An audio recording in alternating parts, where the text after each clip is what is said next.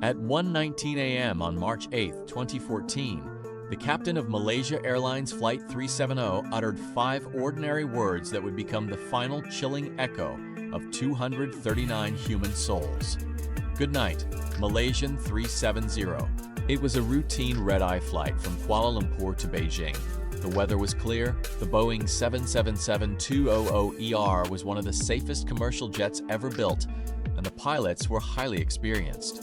But just 2 minutes after that final radio transmission, as the aircraft coasted into the dark void between Malaysian and Vietnamese airspace, everything went pitch black. The plane's transponder, the critical piece of hardware that broadcasts the aircraft's speed, altitude, and location to civilian air traffic control, was abruptly switched off.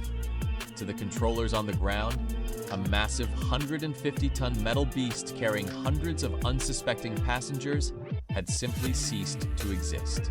Air traffic hubs scrambled, assuming a sudden, catastrophic structural failure or an explosive mid-air decompression. But the reality was far more calculating and infinitely more terrifying. While civilian screens showed nothing but empty air, top-secret military radars were tracking a ghost. Immediately after the transponder died, the aircraft executed a sharp, aggressive left turn. This wasn't a slow, drifting deviation caused by a faulty autopilot system. This was a highly deliberate, manually executed maneuver. The plane turned directly back toward the Malaysian peninsula, flew right over the city of Penang, and dodged civilian radar corridors by hugging the borderlines.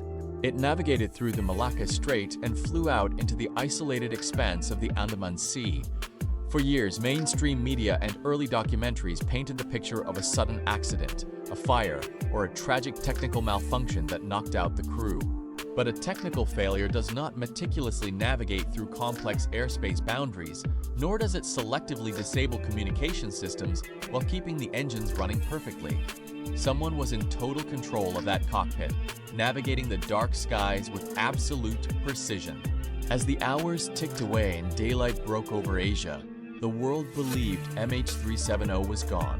Yet, high above the Earth, a lone British satellite operated by Inmarsat was silently receiving a series of automatic electronic handshakes. Every hour, like a mechanical heartbeat, the plane's terminal sent a ping to the satellite. The world didn't know it yet, but the ghost plane was still flying. It kept flying for over 6 long hours after going dark. By analyzing the subtle frequency shifts of these electronic pings, scientists mathematically mapped 2 possible paths. One led north into Central Asia, and the other led south into the freezing, untamed depths of the southern Indian Ocean. The northern route was quickly ruled out. A massive Boeing 777 could not cross the heavily guarded military airspaces of India, China, and Russia without triggering dozens of air defense networks. That left only one terrifying conclusion. MH370 had turned south, heading into the most remote, desolate ocean on the planet, flying in a straight line toward nowhere. As the aircraft flew deeper into the freezing southern skies, the passengers inside likely never knew what was happening. One of the leading, most disturbing theories accepted by international aviation investigators is that the person at the controls intentionally depressurized the cabin. By turning off the oxygen systems at 35,000 feet, the entire cabin would be starved of air within minutes.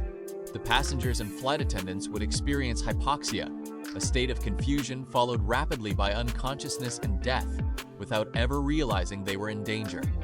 The cockpit, however, had access to hours of independent oxygen.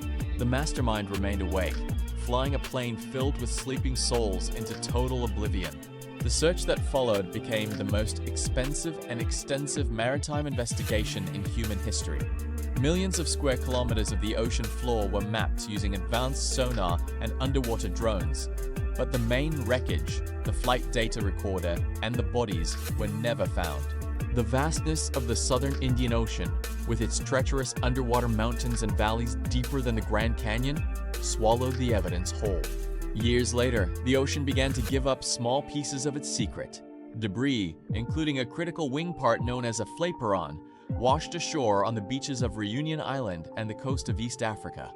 Marine scientists analyzed the barnacles growing on the wreckage to trace its origin, confirming beyond any doubt that MH370 met its end in the southern seas. When international investigators searched the home of the flight's captain, Zahari Ahmad Shah, they discovered a state-of-the-art flight simulator. Buried deep within its deleted hard drive data was a simulated flight path that closely mirrored the exact, bizarre route MH370 took into the southern Indian Ocean, a path practiced just weeks before the actual disappearance. The Malaysian government has officially extended its deep-sea search operations into 2027, deploying newly developed underwater mapping technology capable of scanning depths never reached before to disclose the hidden truth about this tragedy.